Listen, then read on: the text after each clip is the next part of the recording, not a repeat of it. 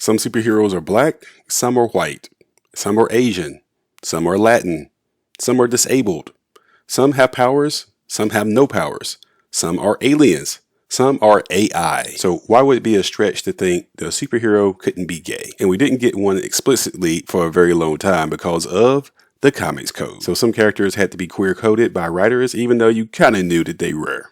I'm making this video in June, which is Pride Month, so I couldn't think of a better time to make the top 10 LGBTQ comic book characters of all time. Troll alert. If material like this triggers you, then no one's forcing you to watch. So if you're on board for this type of material, let's go. Number 10, Kate Kane, also known as Batwoman from DC Comics. You're probably wondering what I think about the Batwoman TV show, and we're going to get to that in just a moment. This version of Batwoman made her first appearance in 52, number 7, back in 2006. This character is a wealthy socialite from Gotham. She joins the military to become an officer, but she's expelled from West Point because she's gay, and she refused to abide by the don't ask, don't tell policy at the time. Inspired by Batman, she decides to become a vigilante as well, and dons this well-known outfit. The character was first played in live action by Ruby Rose, an actress and model from Australia, and she's LGBTQ in real life. She only lasted one season as the lead. There was a lot of controversy involved in it, allegedly about her not wanting to stay in Vancouver where it was being shot. For seasons 2 and 3, she was replaced by Chavez Leslie, who identifies as bisexual. Instead of Kate Kane, she played a new character called Ryan Wilder. I did watch the show and I thought it was just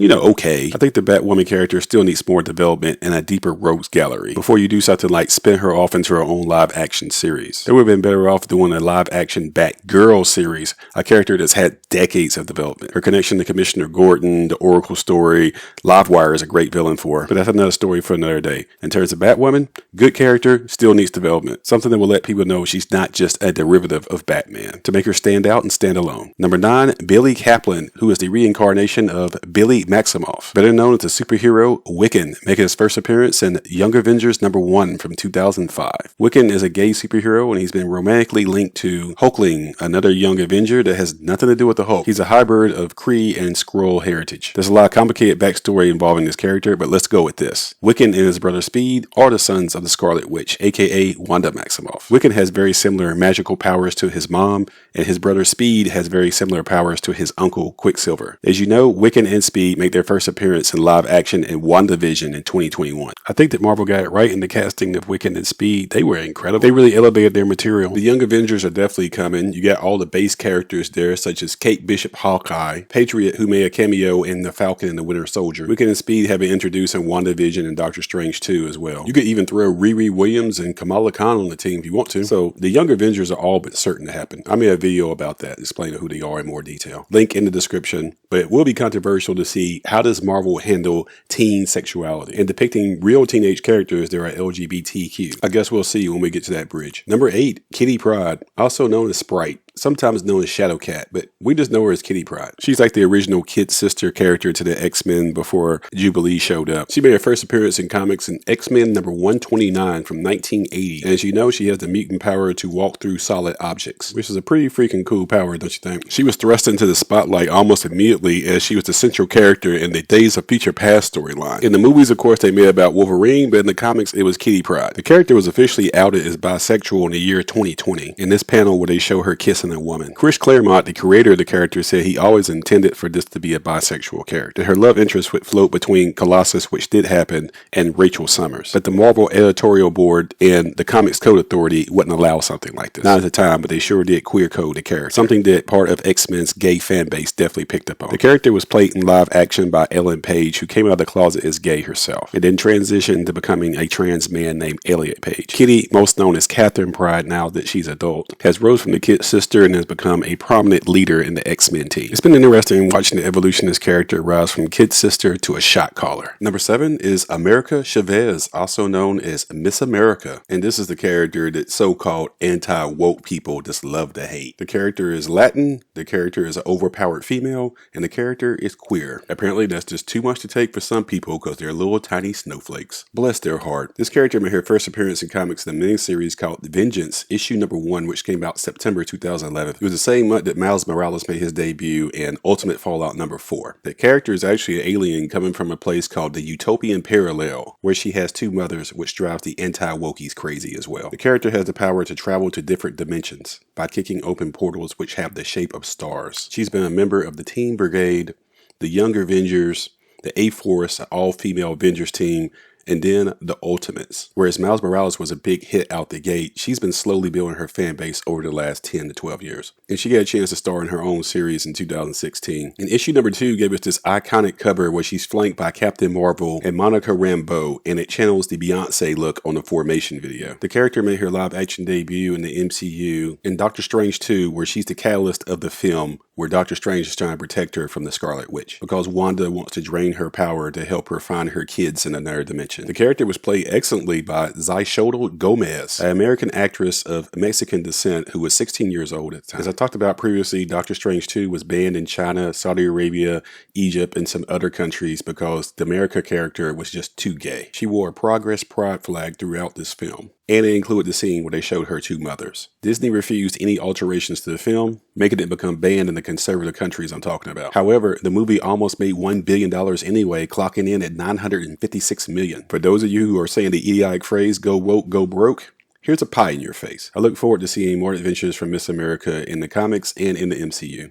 Next up at number 6 is North Star, also from Marvel Comics. He's a Canadian mutant from the superhero team called Alpha Flight. Most people like to think of them as just the Canadian X-Men, because that's where North Star and the rest of the team made their debut in Uncanny X-Men 120 in 1979. Let's state the obvious. The Alpha Flight characters have never been that universally popular. Going into their 6th decade of existence, they've been pretty much a meh type characters. The North Star character can fly and move at superhuman speeds, but what makes him a significant character in superhero history was that he was the first openly gay comic book character in mainstream comics. Coming out of the closet in Alpha Flight 106 in 1992, and it caused a lot of controversy at the time. And to this day, it's still the key issue for Alpha Flight, where the rest of their issues are probably in the dollar bin. As I stated before, the Comics Code Authority had banned any mention of gay characters before. And over time, the CCA just got weaker and weaker to where it just ceased to exist. The character made history again in Astonishing X-Men number 51 in 2012, the first openly gay wedding in mainstream comics, where he marries his boyfriend Cal with all the X-Men in attendance. So for this history, the North Star character will always be a significant and important character in comic book history, and Marvel letting as gay fans know that they are seen. And North Star did in a time when the military was still asking gay people to hide in plain sight with "don't ask, don't tell." We've come a long way, but we still have a long way to go. Although fictional, North Star's coming out was progress. Number 5, John Constantine.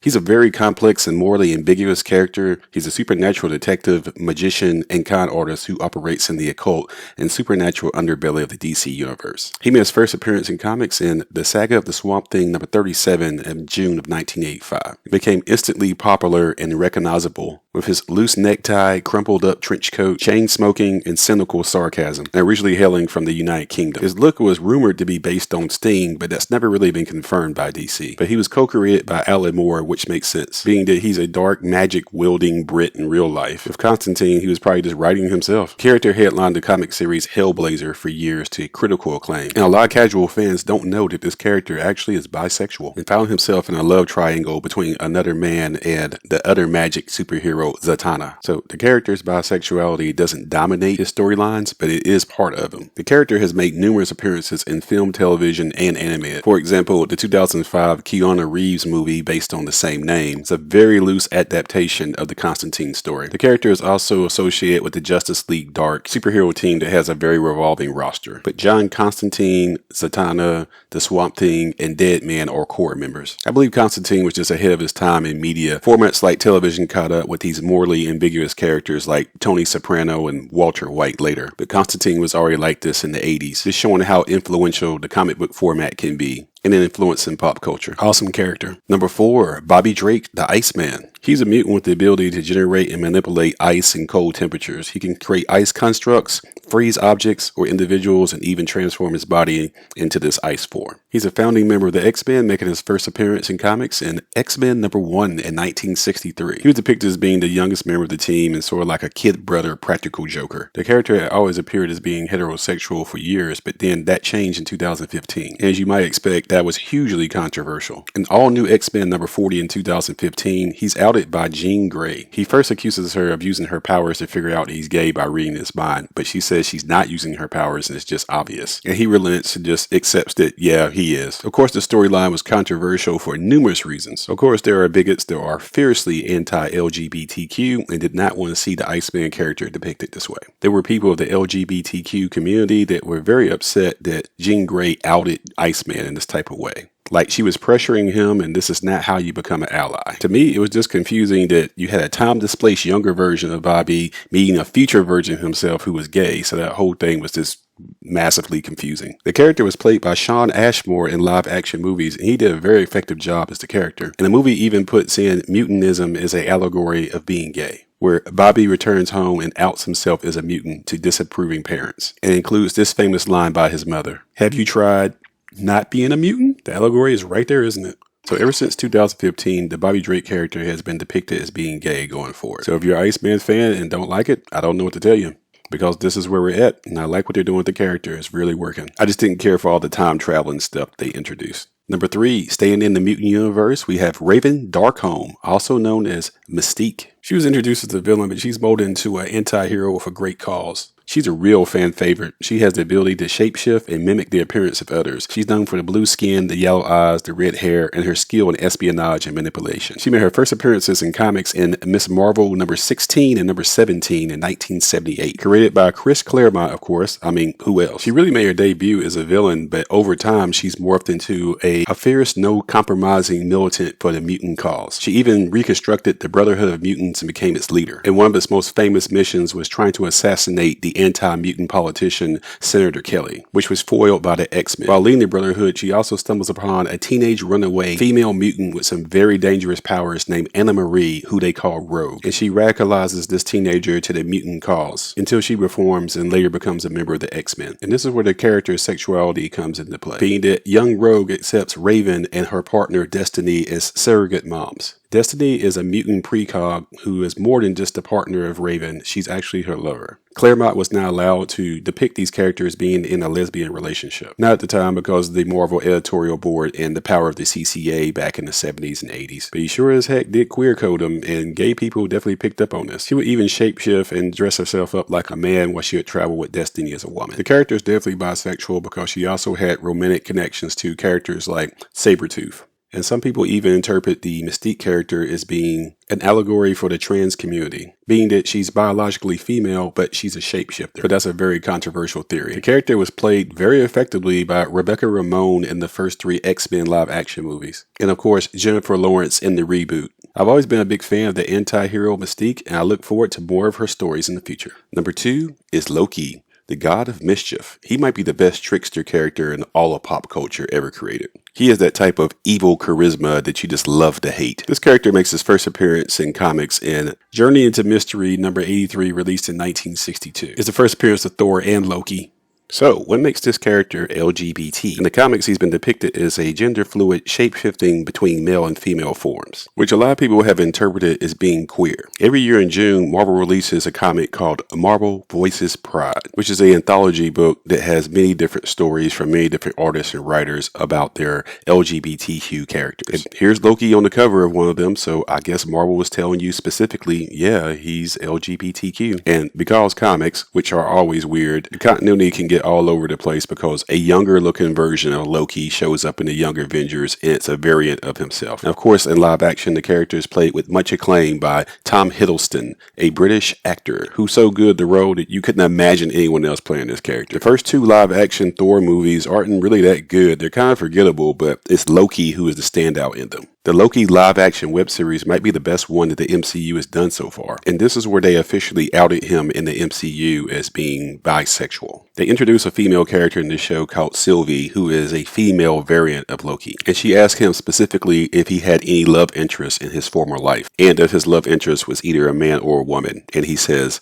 a little bit of both. Well, there you go. That pretty much confirms it. Of course, there's the anti-LGBTQ faction who think that Marvel is reaching and being woke. But Loki is a character that started way before Marvel Comics in 1962. He's sourced from Norse mythology, just like Thor and Odin and Asgard. And it's stated he's the god of mischief with his shape-shifting abilities, and some scholars have interpreted his character as being gender fluid or non-binary. So there's precedent for this character being LGBTQ. So Marvel is not reaching on this. Okay, as always, before we get to number 1, let's have some honorable mentions. Hulkling, who I mentioned before from Marvel Comics. He is a Kree and Skrull hybrid. He made his first appearance in comics in Young Avengers number 1 in 2005, and romantically linked to the other Young Avenger, WICCAN, who I mentioned earlier in this video. Midnighter and Apollo. These are Wildstorm characters. Midnighter is a highly skilled fighter, and Apollo has solar-based powers. Both characters make their first appearance in Stormwatch Volume 2, Number 4, 1998, and have been interpreted as stand-ins as avatars for Batman and Superman being in a gay relationship.